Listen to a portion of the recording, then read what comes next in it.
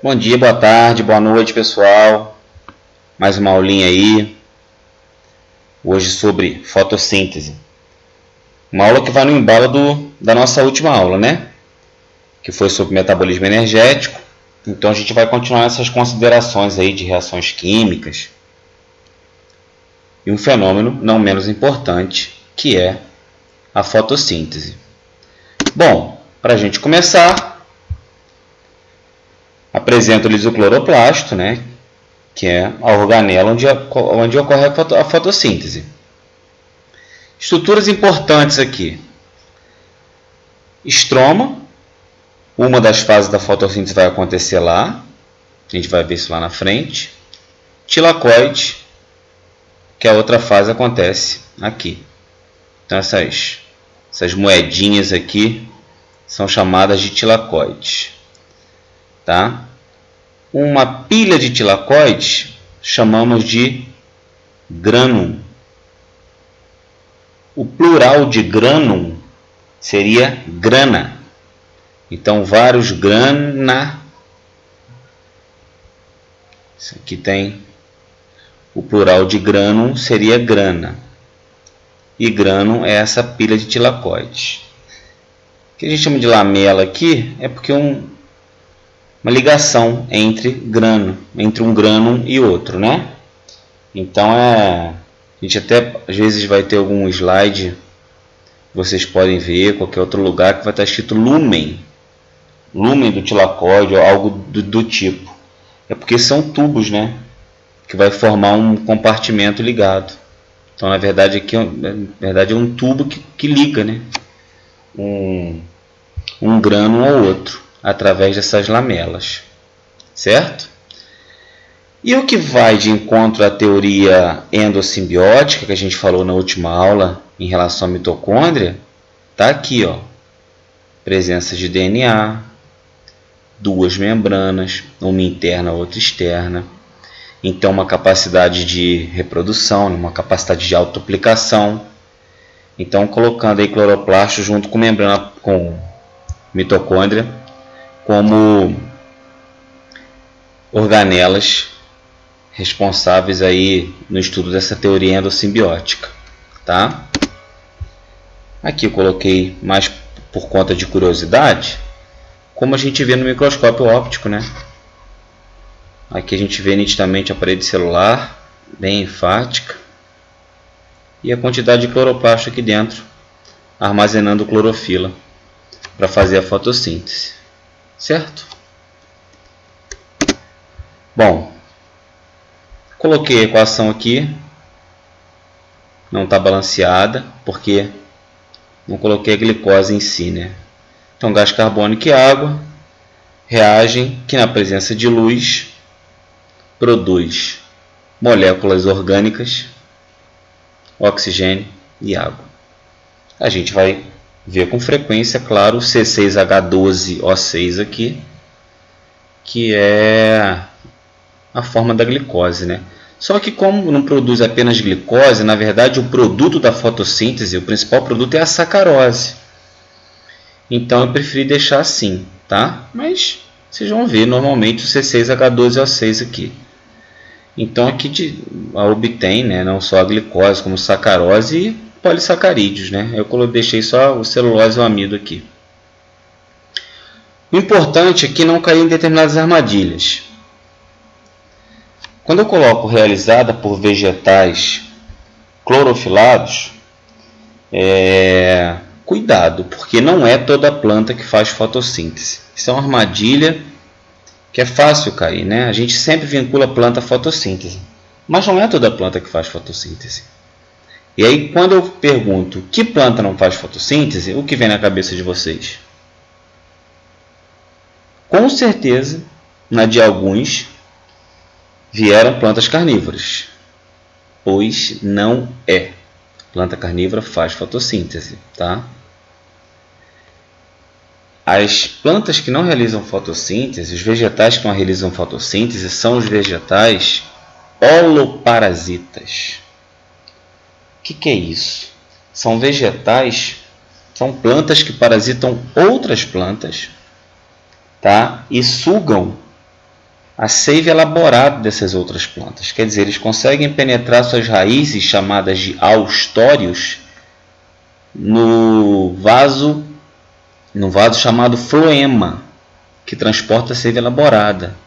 Ora, se ela está, vamos dizer assim, roubando seiva elaborada, ela não tem a necessidade de fazer a fotossíntese, porque a fotossíntese vai produzir a seiva elaborada. A seiva elaborada transporta a matéria orgânica e a fotossíntese pega o inorgânico, gás carbônico, água, luz e produz matéria orgânica. Então, matéria orgânica, nesse caso aqui, monossacarídeo, polissacarídeo, né? Então, a seiva elaborada está transportando matéria orgânica. Ela está parasitando o floema e absorvendo matéria orgânica da árvore hospedeira. Então, ela não precisa fazer fotossíntese. Então, não caiam nessa armadilha plantas holoparasitas. Exemplo clássico, cipó-chumbo. Aí você vai falar assim, toda planta parasita é holoparasita? Não. Existem plantas parasitas classificadas como hemiparasitas. Elas parasitam o xilema, ou seja, elas roubam água e sais minerais. Então está nesse lado aqui. Elas roubam seiva inorgânica. Então elas precisam fazer fotossíntese para produzir seiva orgânica. Logo, plantas holoparasitas não fazem fotossíntese. Plantas hemiparasitas realizam fotossíntese. Exemplo de planta holoparasita, cipó-chumbo. Exemplo de planta hemiparasita, erva de passarinho. Certo? Vamos lá. Bom, a fotossíntese, só um detalhe. As bactérias fotossintetizantes, né, a gente falou de bactéria há umas 2 aulas atrás, elas fazem fotossíntese, mas elas não possuem cloroplasto, tá? Elas vão ter um sistema de membranas que tem uma organização semelhante à dos cloroplastos, mas não é cloroplasto. Então, cloroplasto a gente vai ver nas plantas e nas algas, certo? Bom, vamos lá. Algumas etapas, tá, para a realização da fotossíntese. E eu vou ser realmente assim, vou resumir bastante, como eu fiz com o metabolismo energético, pensando em o que aparece na prova, tá? Não pela passagem de todas as reações químicas que tem aqui. Primeiro local de ocorrência da fotofosforilação, membrana dos tilacoides, tá? Sempre o local de ocorrência é bom saber. E aí vai as dicas. Primeiro, a gente viu na última aula o que é fosforilar. Fosforilar tem a ver com adicionar fósforo, adicionar fosfato. E adição de fosfato, a gente já pensa em que ADP de fosfato mais P, ou seja, mais um fosfato, produzindo ATP, trifosfato. Então, fosforilar está relacionado a produzir ATP. Tá? Por isso que lá na respiração celular tem a fosforilação. E por que aqui é fotofosforilação? Porque depende da luz. Lá é apenas fosforilação porque não tem luz envolvida. Aqui tem. Então é fotofosforilação. Tá? Uma das partes, uma das fases do que a gente chama de etapa fotoquímica. Por quê? Porque depende da luz. Onde acontece? Membrana dos tilacoides. Bom, são 2 sistemas, tá? Fotossistema PSU1 e fotossistema PS2. O que são esses fotossistemas? São sistemas captadores de luz. Para começar a conversa. E esse PS aí? Esse PS é do inglês, sigla, tá? Photosystem. Né? Foto com PH do inglês, né? Photosystem. Então, não preocupa com PS não, tá? São 2 fotossistemas. O primeiro fotossistema, ele vai absorver a luz, o comprimento máximo, né, que ele vai absorver é de 700 nanômetros, enquanto o segundo fotossistema, 680 nanômetros, certo? É uma diferença entre eles. Outra diferença é que o 1 vai transferir elétrons para o aceptor final, que é o famoso transportador de elétrons, que a gente já falou também de NAD. Falamos de NAD e FAD lá na respiração celular. Aqui o aceptor final vai ser o NADP, ok? Vai ter um fosfato ligado aí. Então, o fotossistema 1 vai fazer isso, transferir elétrons, tá?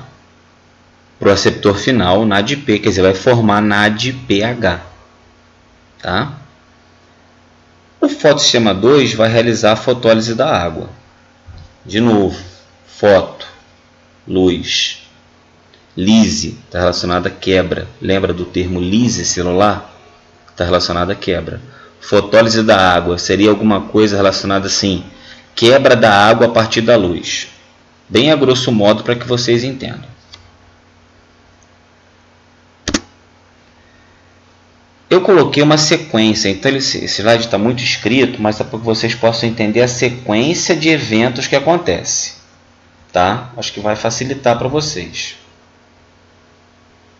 Primeira coisa, a luz chega lá. A luz, ela vai chegar na folha, normalmente na folha, né? E ela vai excitar a clorofila, quimicamente, né? Excitar quimicamente a clorofila que está lá nos cloroplastos. Ora, na membrana dos tilacoides. Existe uma região na membrana dos tilacoides chamada complexo antena, que são unidades de captação de luz. Tá? Então, eles vão captar essa luz e transferir os fótons para a clorofila. Então, vou repetir. Lá na membrana dos tilacoides existe o que a gente chama de complexo antena. O complexo antena vai fazer o quê? Vai captar a luz e vai transferir os fótons para a clorofila, excitando a clorofila. Qual vai ser excitada primeiro?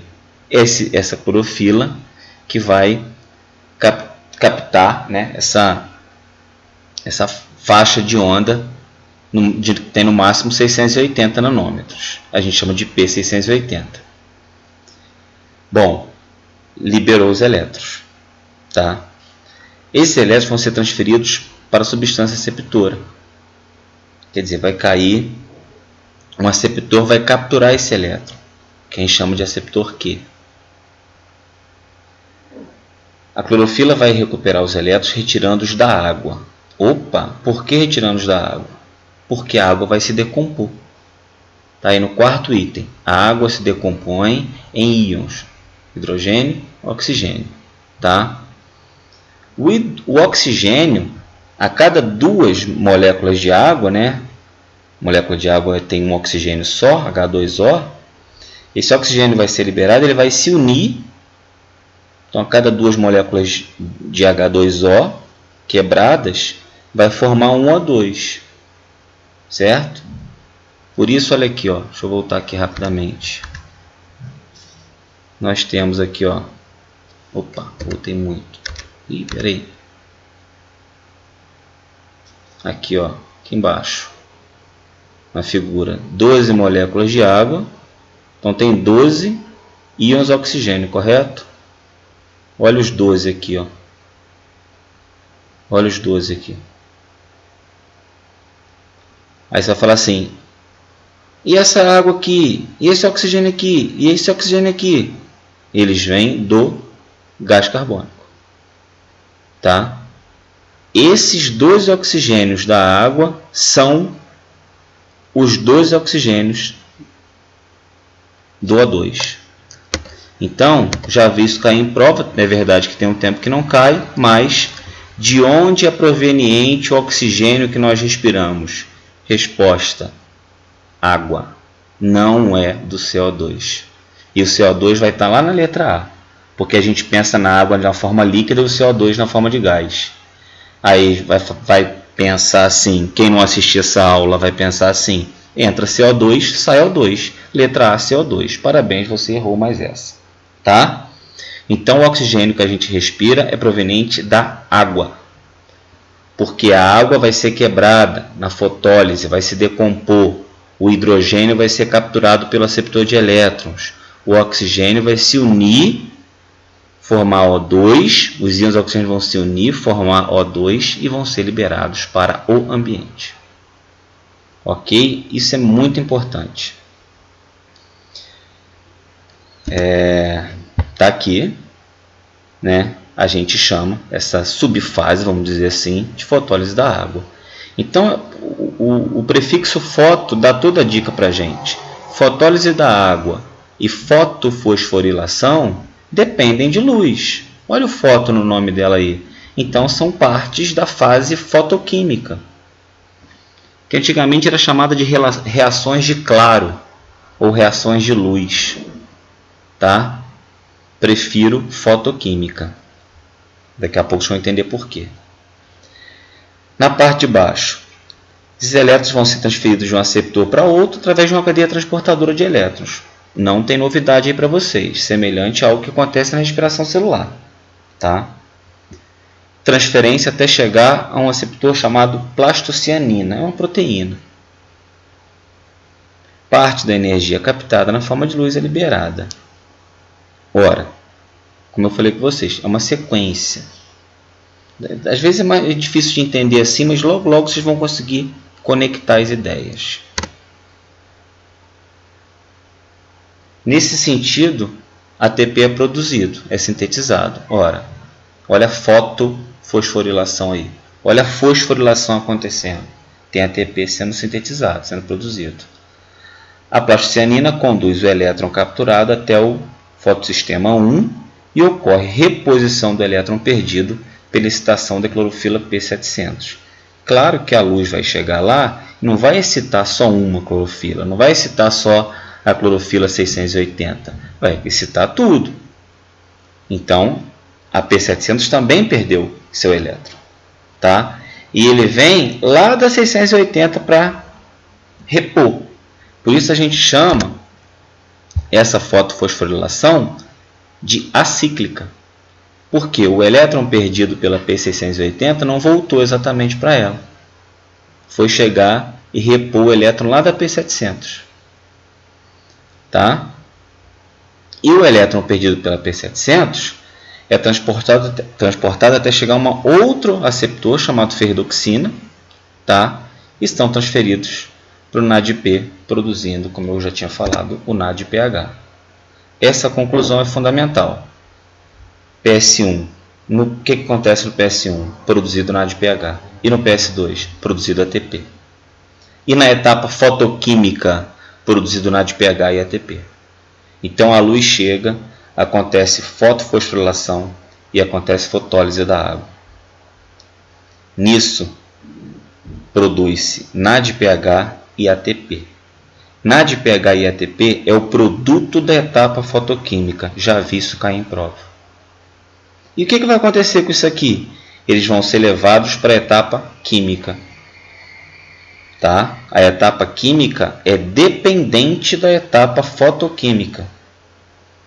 A etapa química, ela usa o produto da etapa fotoquímica para acontecer. Então é necessário NADPH e ATP para que a etapa fotoquímica ocorra. Tá? Bom, o resumo está aí do que eu falei. Essa é a etapa, a fotofosforilação acíclica. Aqui está o fotossistema 2, a excitação da clorofila. Aqui não dá para ver direito, mas é P680. Os aceptores de elétron, aceptor Q, né, que é a base da quinona, e a plastocianina. Cai na cadeia transportadora de elétrons, e vai lá para o fotossistema 1 repor elétron perdido pela P700. ATP é produzido, ATP é sintetizado, ou seja, fosforilação está acontecendo. O NADP captura os elétrons e o hidrogênio livre. Essa equação aqui representa a fotólise da água. Está liberando elétron também, liberando hidrogênio e o oxigênio, que vai ser mandado para o ambiente. Então, o oxigênio não é necessário na etapa química, cuidado com a armadilha. o oxigênio vai para o ambiente. O que é necessário na etapa química é o NADPH e o ATP, que vem da etapa fotoquímica, tá? Ainda vai ser necessário o gás carbônico. E aqui, ó, ferridoxina, capturando o elétron que foi liberado pela P700 e jogando também e sendo capturado pelo NADP, ou seja, o fotossistema 1 vai produzir aqui, ó, o NADP, e a partir do fotossistema 2 vai ser produzido ATP. O elétron perdido aqui veio daqui, e o elétron perdido aqui vai vir da água. Ok? Vai vir da água. Vamos para frente. O elétron emitido pela P700 é captado pela ferridoxina e é transferido para a cadeia transportadora. Vocês já viram isso ali. O aceptor final é a plastocianina. Daqui o elétron volta com menor nível de energia para a clorofila P700. E se é uma outra fotofosforilação que acontece, que é a cíclica, tá? Então o P700 ele vai participar da fotofosforilação acíclica e cíclica, e isso vai propiciar a síntese de ATP. A conclusão final então é que o PS1 ele vai tanto sintetizar ATP quanto NADPH, enquanto a PS2 vai sintetizar ATP, certo? Aqui, ó, o resumo dele. Isso aqui ficou mais nítida, né? A P700, ferridoxina, captura, joga na cadeia transportadora, produz ATP, a plastocianina captura e devolve. Tá? Então o fotossistema 1 vai participar das duas fotofosforilações, enquanto o 2 participa da acíclica. Certo?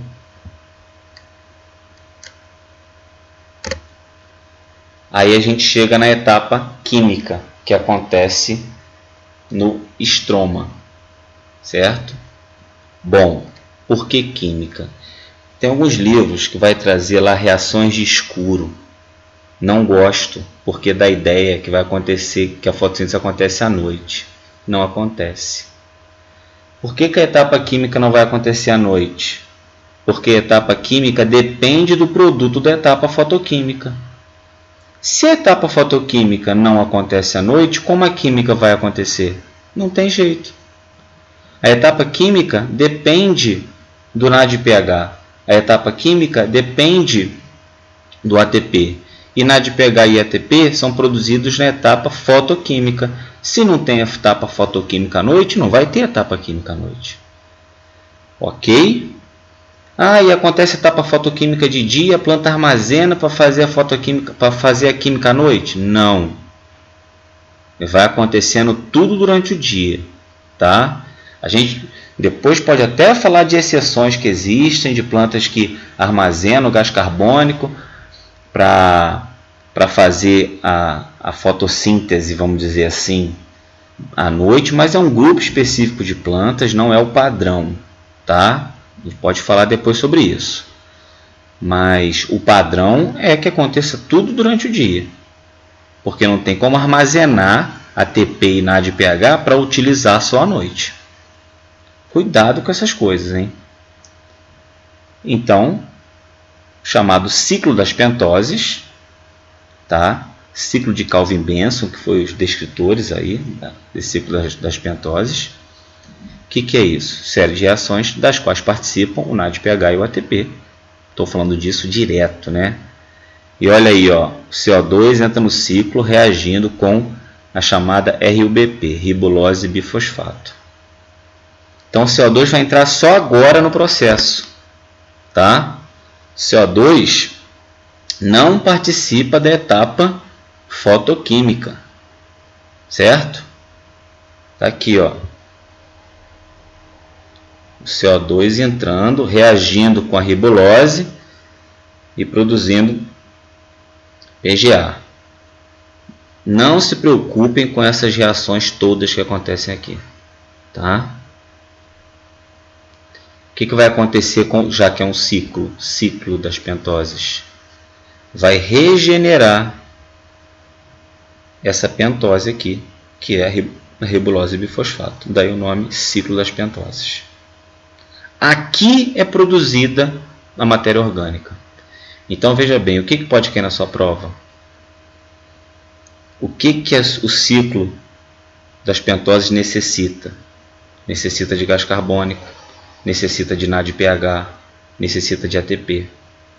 Aonde ele ocorre? No estroma. O que é proveniente da etapa fotoquímica? NADPH e ATP. O CO2 vem de fora. Tá? E ciclo das pentoses, porque ele vai regenerar uma pentose, que é a ribulose. Fixação do carbono. A gente fala que o carbono foi fixado nessa etapa. Por quê? Porque nessa etapa o gás carbônico entrou. Então, nessa etapa que ocorre fixação do carbono. São formas diferentes de aparecer na prova. A mesma coisa. Então a fotossíntese fixa carbono? Claro, ela fixa carbono. Ela retira o CO2 da atmosfera. Então, ela está fixando carbono. Certo? Olha aí o resumo da fotossíntese. Entra a água, tilacoide, luz, excitando todos os elétrons ali. Produz oxigênio na etapa fotoquímica. Ó. Oxigênio liberado para o ambiente, saindo do cloroplasto. O que produziu? ATP. O que produziu? NADPH. Foram para onde? Foram para o ciclo das pentoses. Então, tudo que foi produzido aqui na etapa fotoquímica, O2 para o ambiente, ATP e NADPH para o ciclo das pentoses, para a etapa química. Depois volta como NADP e volta como ADP, porque isso vai ficar assim, né? NADPH e ATP vindo para cá, ADP e NADP voltando. NADPH e ATP, NADP e ADP voltando. E aqui o gás carbônico entrando, fixando o carbono, participando do ciclo das pentoses, produzindo matéria orgânica na etapa química e liberando a água. Fotoquímica nos tilacoides, química no estroma. Bem representativo nesse slide, bem bom.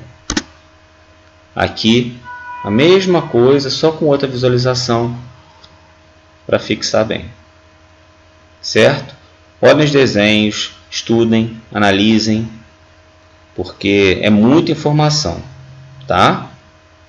Com calma a gente chega lá. Beleza? Então é isso, pessoal.